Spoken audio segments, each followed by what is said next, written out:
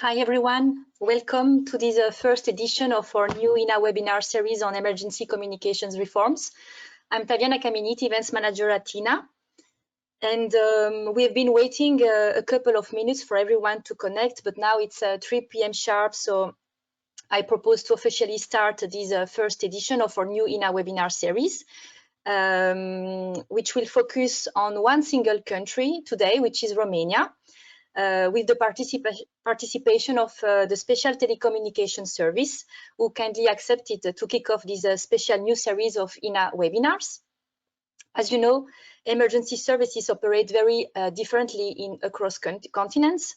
Even within the same country, there can be differences in technologies, structure, and procedures of each organization. Indeed, every country faces a variety of challenges, and emergency response requires continuous adaptation and improvements.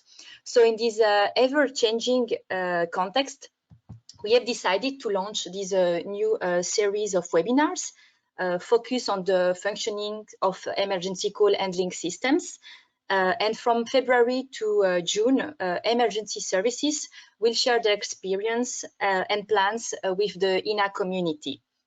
Before I introduce our experts of today's webinar and give them the floor, I would like just to inform you that this webinar is recorded and that the recording will be available from tomorrow afternoon on our YouTube channel and also posted on the webinar event page, along with the presentation of the speakers that you will be able to download in PDF.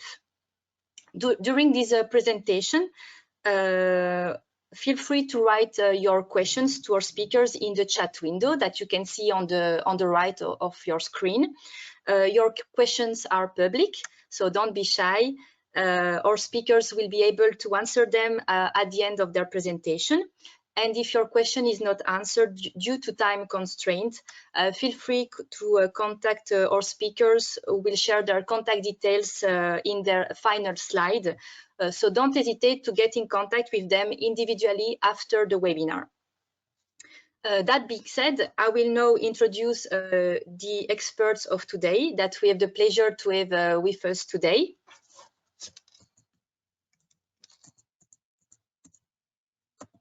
So we have first Mr. Florin Fetiu, head of the Oneontwo system in Romania, working at the Special Telecommunications Service.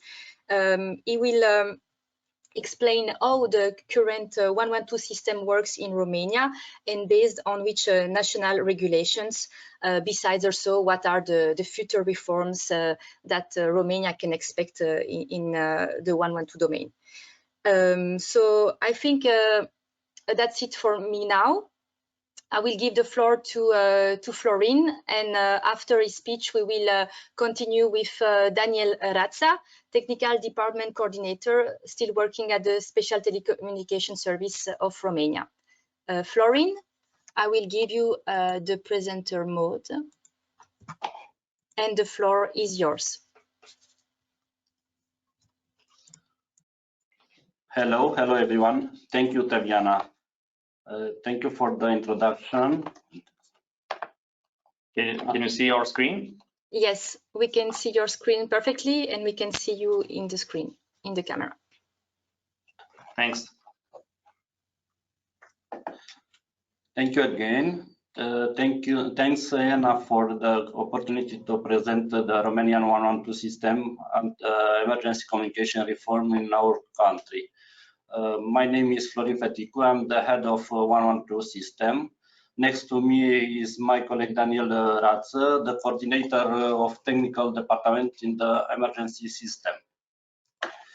Today, we'll talk about the way the Romanian Oneontwo system functions in the present, but also about the ongoing modernization project that we started in 2019.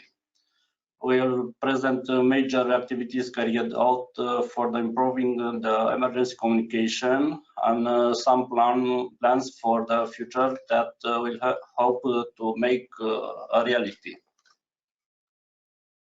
The emergency system in Romania was implemented since 2004 as a unitary system under unique administration of the Special Telecommunications Service, STS. STS is the central specialized body with legal status which organizes, conduct, carries out, control and coordinate the activity in the field of special telecommunication for public authorities in Romania and for other users provided by the law. STS is the only authority that issues mandatory technical standards in the field of special telecommunication. The institution has a military structure and is part of national defense system. For a better understanding of the environment and allow the continuous evolution of the Oneontwo system, I will mention some of STS responsibility, like designing, implementing, managing, operating, maintaining and optimizing telecommunication network, infrastructure, ITNC services and system.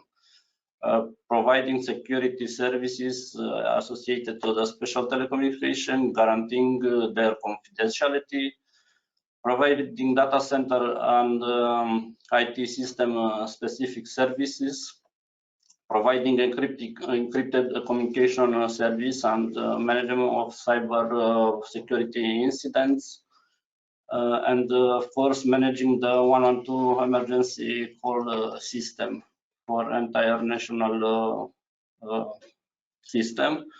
The national legislative and regulatory act that Oneontwo relies on are the Government Emergency Ordinance number 34 from 28. The organization regarding the organization and functioning of the Oneontwo emergency call system.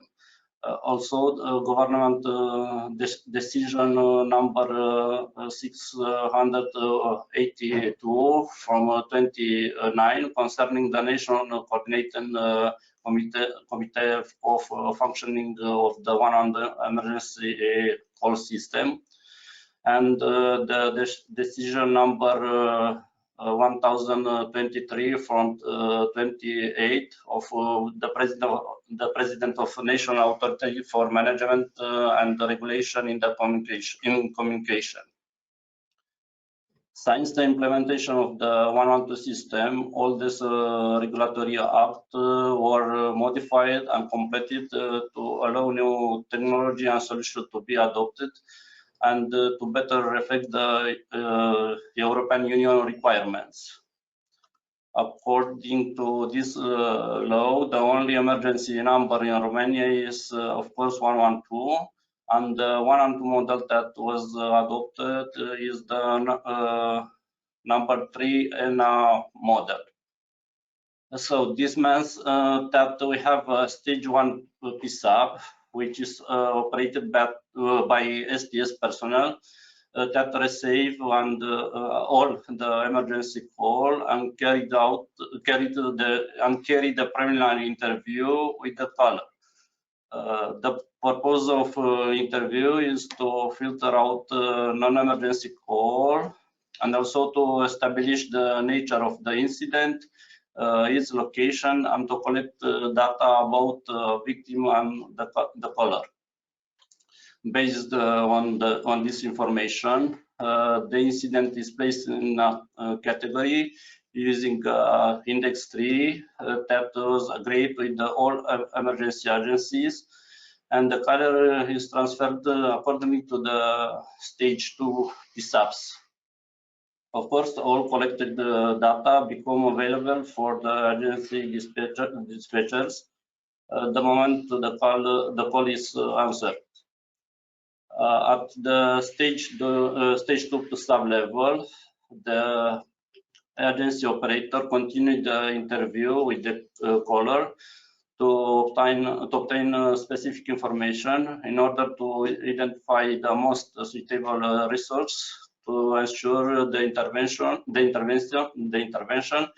in the most efficient way. This process is facilitated by the fact that both stage 1 and stage 2 SAP use the same platform, the main platform. But please let me to give the floor to Daniel to present more regarding the present and future architecture. So Daniel, please. Thank you. Thanks, Florin. Thank you, EENA, for the initiative, and thanks everybody for attending this webinar.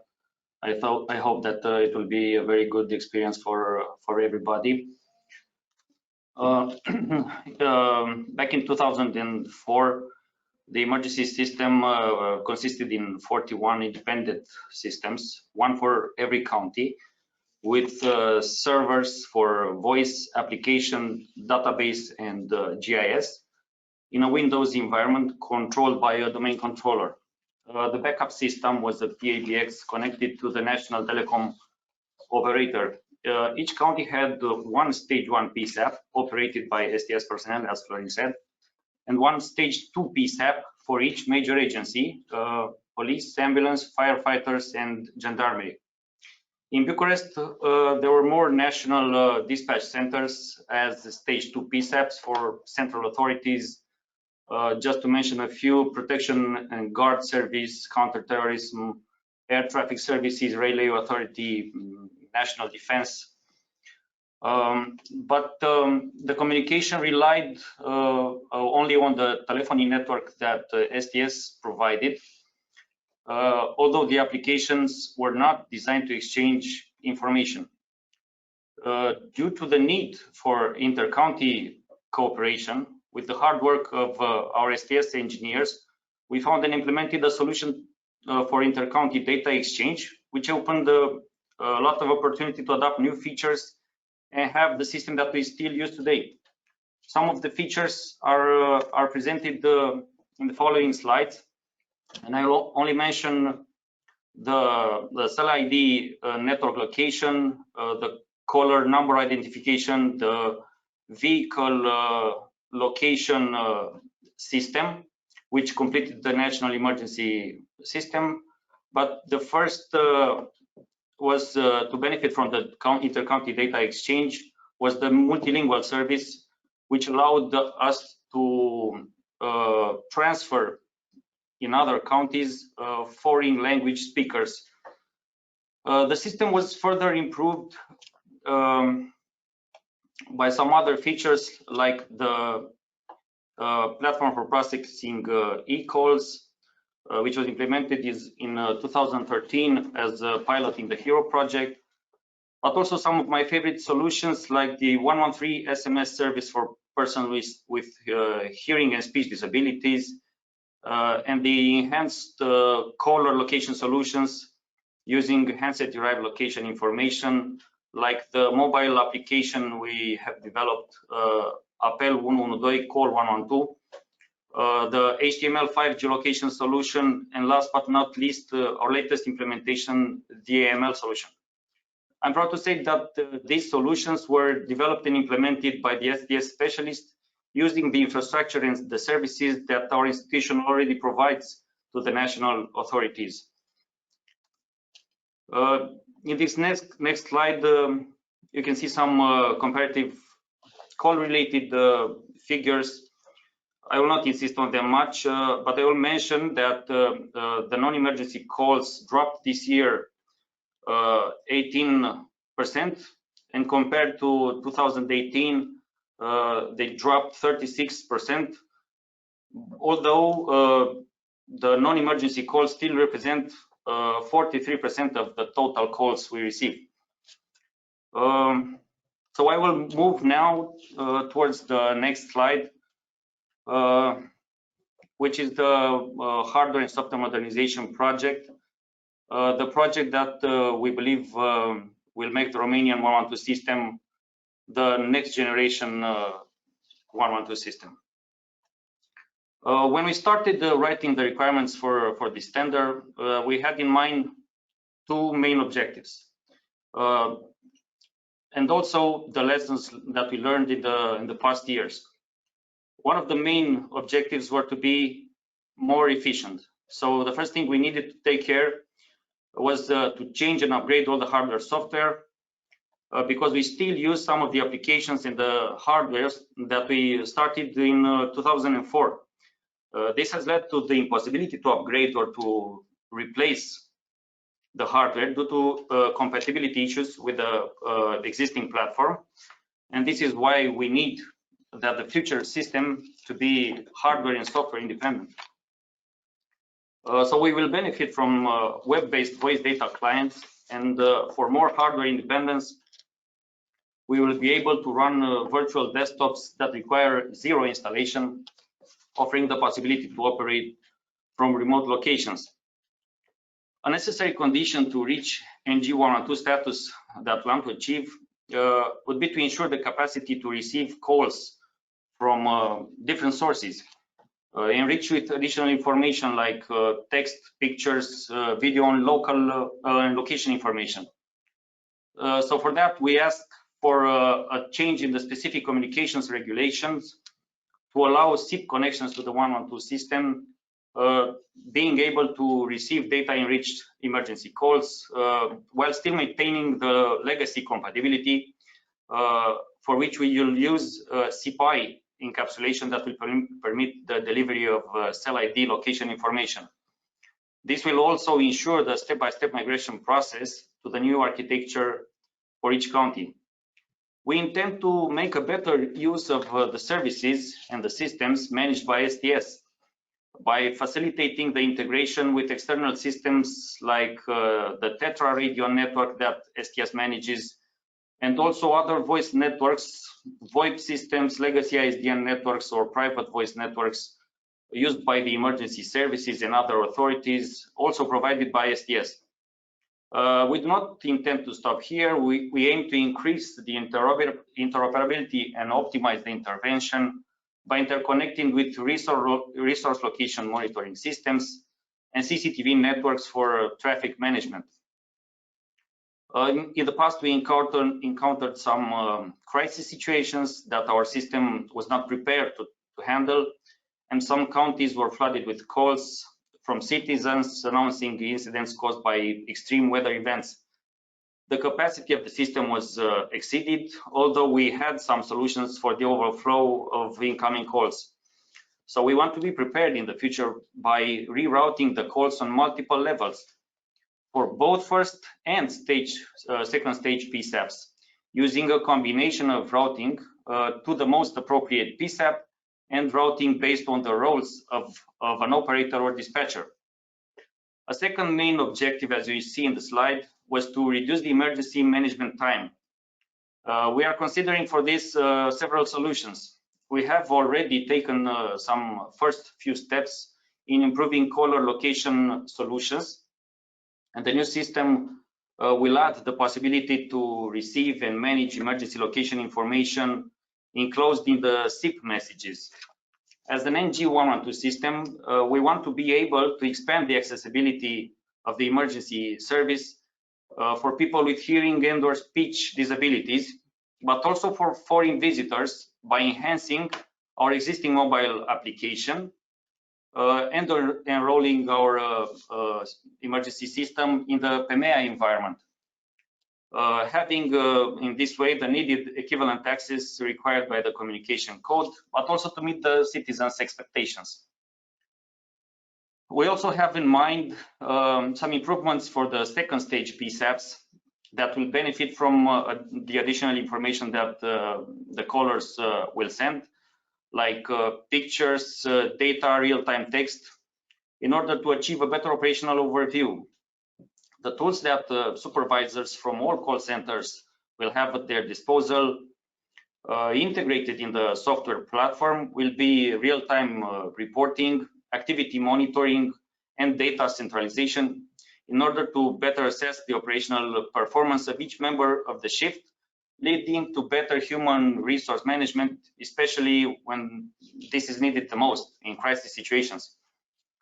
So in order to achieve these objectives, we understood that the decentralized technical approach in each county is not the way to proceed. So we went through several centralized scenarios, and we settled for 3 national centers in 3 different counties for geo-redundancy, and also because STS already has large data centers in these counties. The national data centers are not only balancing all the calls, but each of them is designed to ensure the processing of all national traffic in disaster scenarios when the other 2 centers are down. To further increase the availability of the service, we have provisioned 2 geo-redundant backup systems that will cover working on physical phones should the main system fail completely.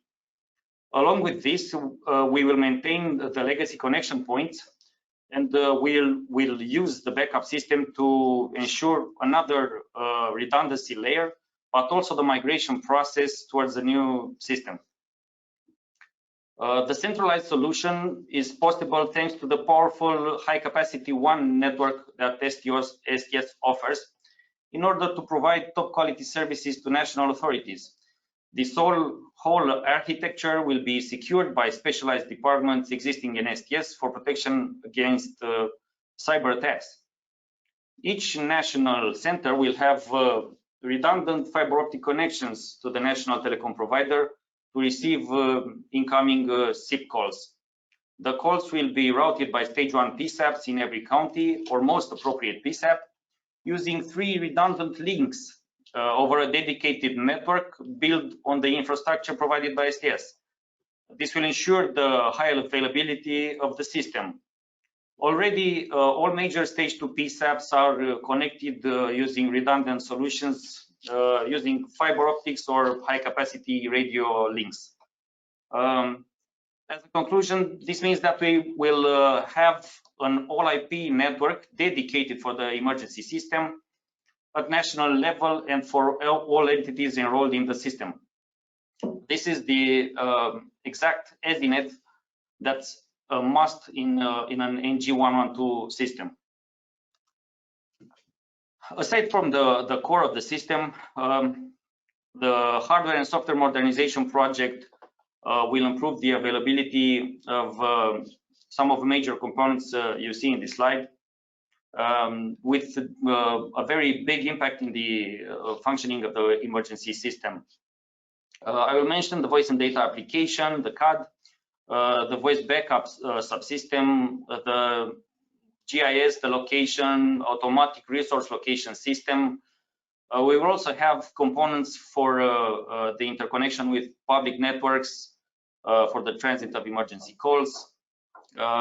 We have dedicated network components for the data centers and operational location that will also benefit from redundant power supply and AC systems. We will have components for the Tetra communication integration, and we will also enhance and make PMEA compatible our existing mobile application Apel 112. But also we will improve some smaller components for an easy administering of the system with modules like monitoring, logging, auditing, data publishing, storage and archiving, backup, and securities.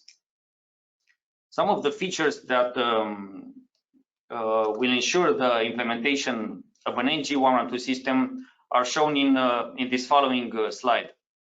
For example, we want to avoid congestion at PSAP level, especially in crisis situations. So using customized routing policies, we will redirect calls to regional call centers, and if needed, to national call centers. This will be achievable because all the call takers and all the dispatchers will be technically enrolled in a single national PSAP, the difference being the roles that the operators have. For example, some 112 call takers could have, besides the role of county call taker, an upper role as a regional call taker, and calls that overflow from counties in that region will be rerouted to this upper level or to a next one if the situation requires, a national level. The same process would apply to any emergency agency, each being able to set up virtual operation PSAPs, where specific calls will be transferred using automatic intelligent routing policies configured by the administrator at STS. So we could set up on the fly virtual call centers, allowing a better management of resources in crisis situations. We intend to implement a supplementary way to avoid PSAP congestion by implementing a smart IVR. Using this interactive voice response, callers from specific affected areas would be informed about the fact that the authorities are aware of the current situation in the area and that help is on the way, but will also allow the callers to choose to be transferred to the call takers if the situation requires. The smart IVR will be also used to reduce the number of abusive callers by automatically redirecting abusive callers to the IVR, which will play back a customized message for a period of time. Increased efficiency will be achieved by improving the interview guide used by the operators using dynamic questions. This interview guide will assist both 112 call takers and the dispatchers in collecting data, classifying the incident, and faster and better resource assignment. We designed this system with flexibility in mind. So an enterprise service bus, ESB, will be deployed to ensure that all inner components interconnect in a standardized manner. But the most important benefit is that it will allow our system to be kept up to date with new technologies and in alignment with new standards to be published. The ESB will allow further integration of the emergency system with external entities using dedicated interfaces developed in accordance to existing standards. All the software developments will be deployed on mission critical hardware in our national data centers, and the most of the server infrastructure is a virtualized environment for high availability and optimized resource exploitation. From the client perspective, in order to be hardware independent as we want, the application will be web-based, requiring no installation and relying on WebRTC to process data and reach calls. For more flexibility in incident processing, we'll use VDI technology to allow operating the client application from remote locations like agency substations that will use mobile data connections on tablets to access the system resources. This will permit working from any remote location if the situation requires. In regards to the reform of the emergency communications, the Romanian citizens already benefit from the AML technology, thanks to the great support of the mobile OS developers and the national MNOs. And last but not least, some of my colleagues that put a lot of effort to set up a dedicated infrastructure, fully redundant locally and geographically for this technology. The solution relies on the direct connections that with the MNOs, SMS centers that STS already used for other services for the public authorities. And also it relied on the dedicated cybersecurity solutions already in place for other HTTPS interfaces. You can see from the pictures in the slide that despite the undeniable benefits of this technology, there is still room for improvement because only 40% of the mobile calls come with AML information, representing around 55 of the emergency calls processed in our country. That's the reason we constantly try to improve caller location in different scenarios. For example, for roamers, citizens roaming in our country, which we hope to have in the following period, as most of the steps are already finalized from our side. AML is complemented by other handset-derived location solutions already in place for some years in our system, like the mobile application Apel Oneontwo or the HTML5 geolocation.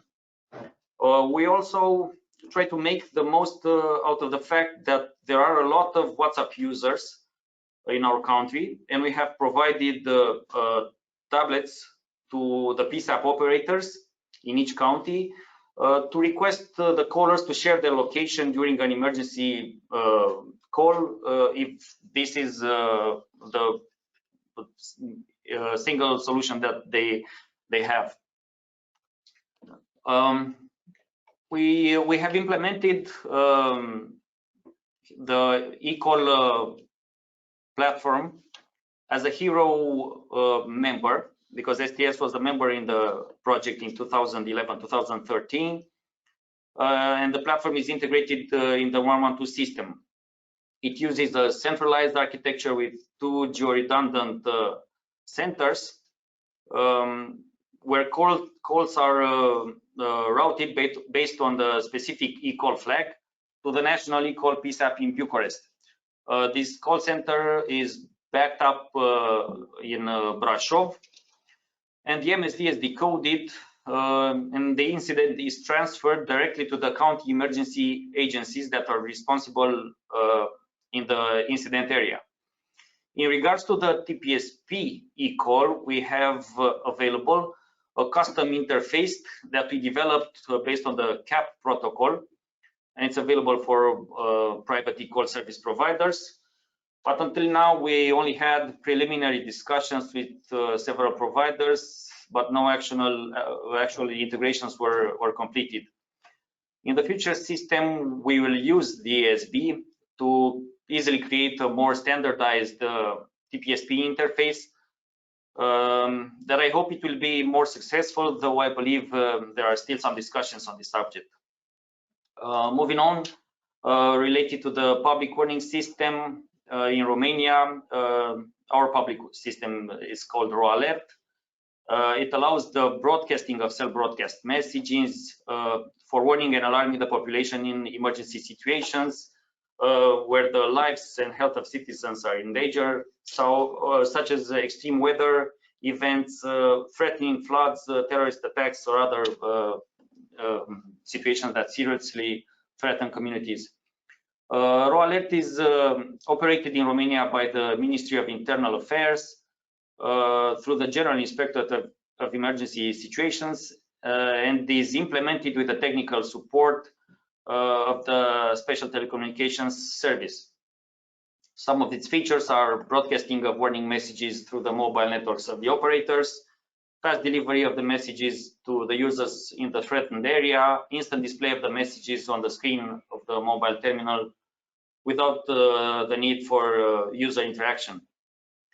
For more accessibility of the emergency services, we enrolled 3 long numbers in the PSAP database since ECHO started managing it. And we cannot talk about accessibility without thinking about the people with disabilities for whom we have implemented the 113 SMS service since 2015.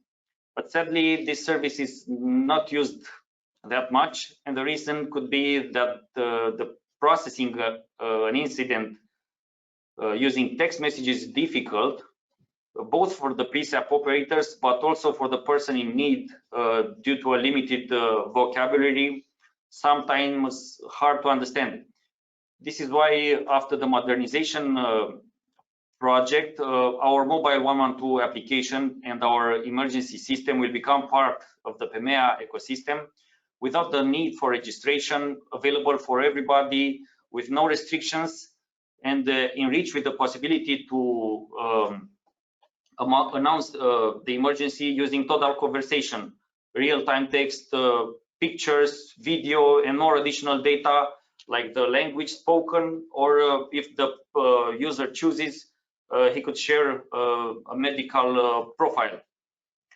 But until this application will be launched, we will continue to promote 112 by raising awareness on how to correctly use the emergency number, in the hope that we will decrease the number of non-emergency and abusive callers. And for this last category, we have taken extra measures, modifying the legal framework to increase the financial penalties for false alerting the authorities and abusive calling 112. We also promote the 112 mobile application and the benefits of using it by increasing the communication via social media and other channels. Lately, we've been promoting in social media success stories about 112 call takers, both beginners and experienced ones, and difficult emergencies that they've professionally handled. For best results, everybody knows that education starts early, so we made a lot of campaigns in schools and visits at PSAPs for children, not so much in the last year due to the pandemic. For more transparency and to also increase awareness, STS has organized an Open Gates Days event with live public demonstration in 2019, and we hope to be able to repeat it again very soon. After the AML was implemented, we started promoting success stories for using enhanced location solutions that we have deployed, like AML, the mobile application Apel 112, the HTML5 geolocation, and advertising these technologies in press releases and social media. In 2019, we passed the quality certification ISO 9001 for processing 112 calls at our stage 1 PSAPs. And to further verify the professionalism of the STS personnel, we've asked for feedback from the citizens.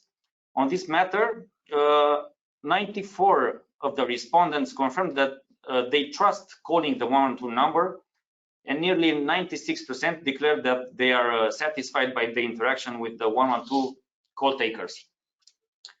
So I will proceed to the last slide of our presentation, and I will ask Florin to take over to present some of the future plans.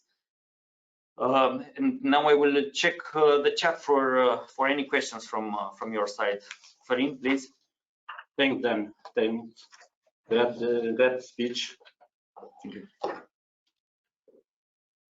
In this slide, I will go over some of the future plan that we intend to engage in, or are in the very early stage.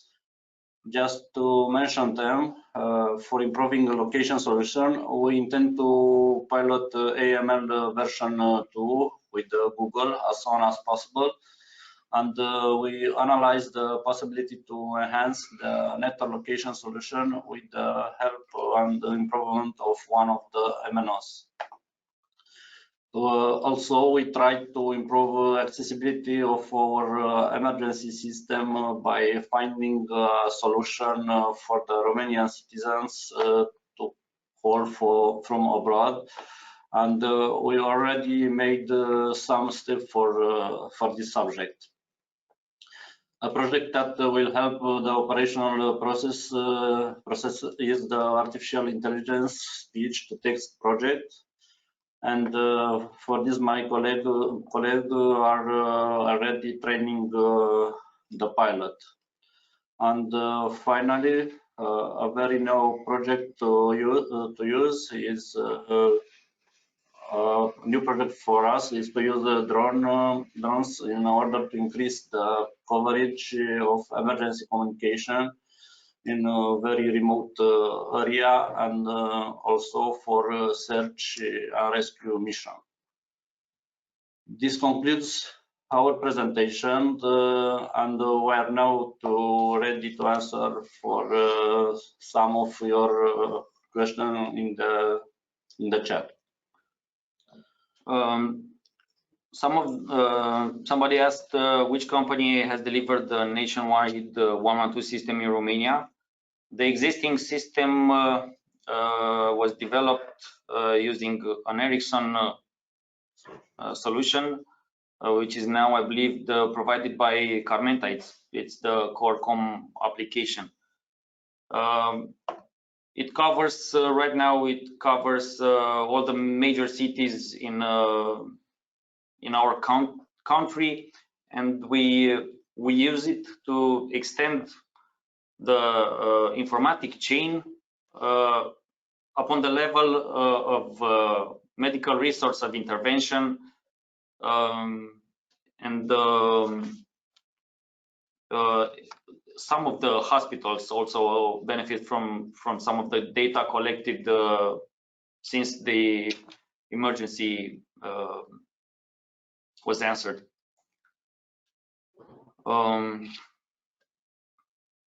Regarding raw alert, the question is, what are the challenges of having a centralized CBC system integrated with the mobile operators? As far as we know, the infrastructure is geo-redundant, and we have redundant connections with all the mobile operators in each location. So I believe that we have this covered. Another question is the status of plans of operational implementation of eCall in Romania.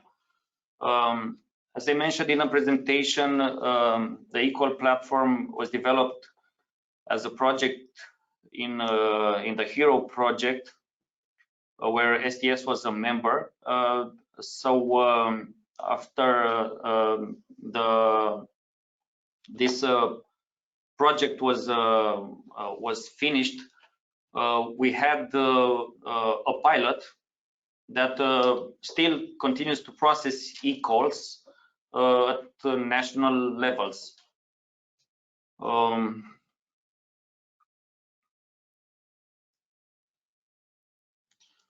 Regarding video communication, I think is about. There is one more question about if the communication is bidirectional, as 112 Romania need to outreach a massive emergency alarm SMS. If so, how do they do it? I don't know if I really understand the question. Using the cell broadcast, we are able to reach the citizens in a specific area, but the communication is not bidirectional. We do not use SMS to get a reply from the citizens.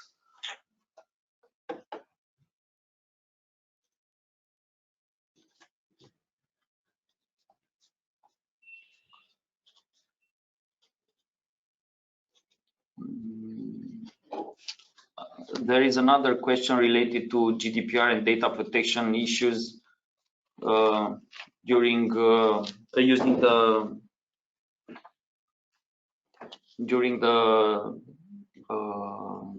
emergency processing. As far as I know, the European legislation stipulates that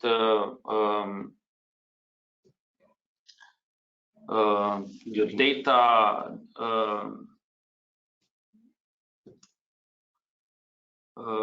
during the emergency, personal data could be processed by the authorities in order to save lives.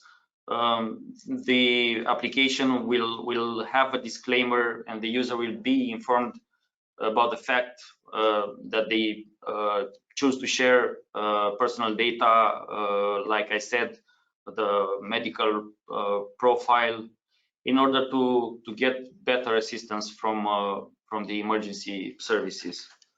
Of course, it's just for just during the intervention during the emergency. Yes, as all information that we receive in the 112 system, we only make this information, this data collected, available to the operators only during the emergency is processed.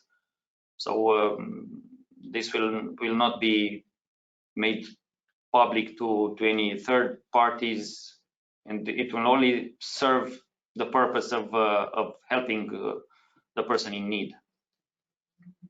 So if there are no more questions. Daniel and Florin, thanks a lot for your presentations and starting to answer a few questions that we have received at the very beginning of this webinar. We still have actually 10 more minutes to answer other questions, which I have also forwarded to you. Please let me know if you can see them. Otherwise, I can also ask them orally. I have received GDPR and data protection issues that already addressed. Okay. And also this is related to real-time recording and pictures. Yes. Okay. So in that case, I will read a few more questions if you are okay. What is the accuracy that AML is providing under real emergencies? The accuracy? Yes. Of course, it varies according to the positioning method that the users have. If I could go back to the slide. Yes, sure. Okay, so you see in the left bottom corner, the accuracy is below 50 meters for almost 80% of messages. And the arrival time is less than 15 seconds for 80% of the messages received by SMS. And for HTTPS, it's much faster. 92% are received under 15 seconds. Okay, perfect. Thanks for your answer. There is another question asking how many users of your mobile app actually are using it, and how many emergency calls do you receive per day with this app?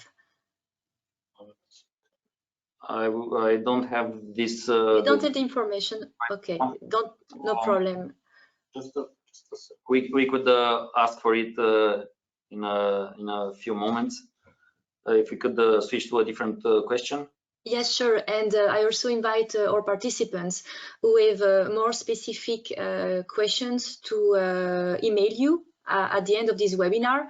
You have the contact details of Daniel and Florin in their final slide, so feel free to contact them also by mail, because I see that we have many questions that are popping up. So don't hesitate to contact them also at the end of this webinar.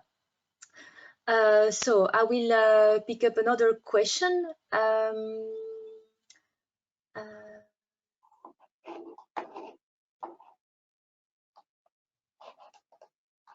Okay.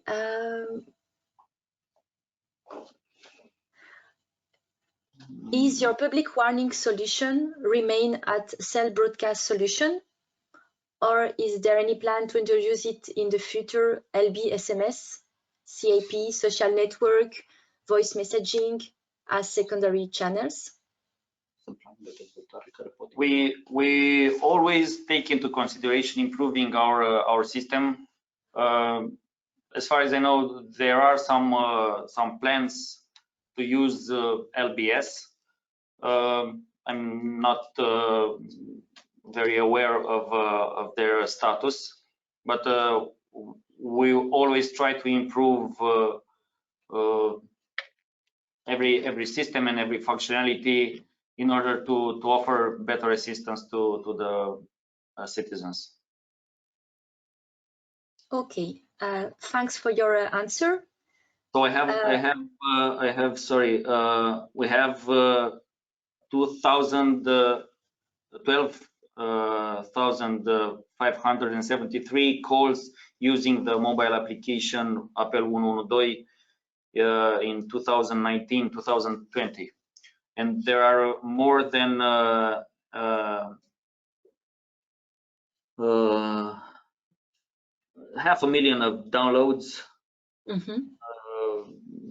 for this application using and more than 8,000 calls were localized with this application in 2020 only. Okay, thanks a lot for the precision. We still have time for a few more questions, if you are okay. One of our attendees is asking which specific services are currently being provided on the EasyNet. Currently, we are over the analysis phase, and the major components are being deployed.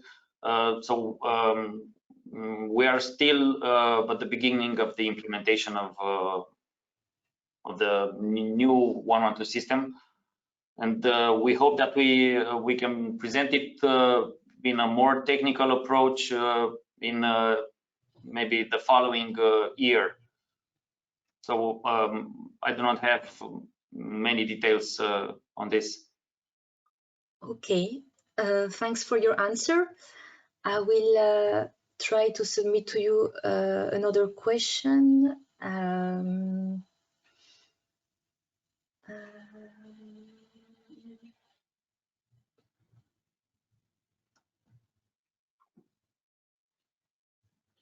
Yes, there is one participant who is asking and would like to know how your dynamic interview guide works. If it's some sort of question appearing during a call, recording the situation, and that the operator has to ask the right questions. If you can just give some more details about your dynamic interview guide.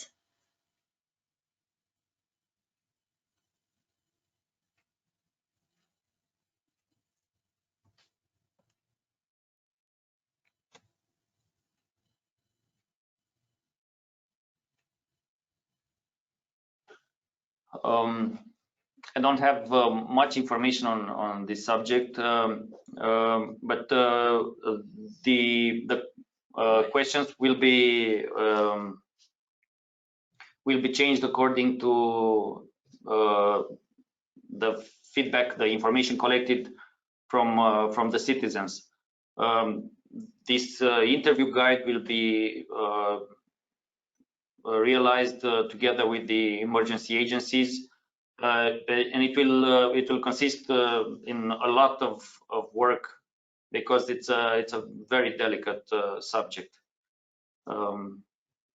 It's still a work in progress right now.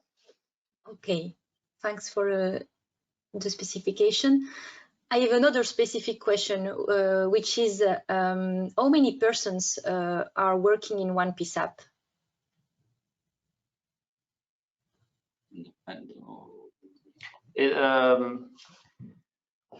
There are different sizes for PSAPs. Bucharest is the largest. We have shifts of 9 operators, 9 to 12 operators in Bucharest, and in the counties 3 to 5. But I think the main idea is that we don't have a fixed PSAPs with a fixed operator. We have a lot of PSAPs that can be engaged for the serve county or a number of county if we have a crisis situation. I don't know if the number of operator in local PSAP is more relevant. I think the relevant aspect is how to dynamic assure the need of the number of operator for current needs for a specific situation, and this is the base idea for operating in present infrastructure and also in the infrastructure that will be delivered in the new project. If you allow, I want to mention that right now we have in each county some workstations that could be enrolled in the PSAPs for other counties, and we have operators that could easily switch from their county to a different county in order to offer support should the calls be abandoned in a higher rate if there is some situation, some major situation. As we said, we want in the future project to have some roles for regional call takers and the calls that overflow from a county to be redirected to an upper level, to the regional level. And also for this situation, we have two backup PSAPs that can be activated in less than 1 hour. I think this is more important, and I don't know, it's not fixed related to the number of operators in active in at a moment.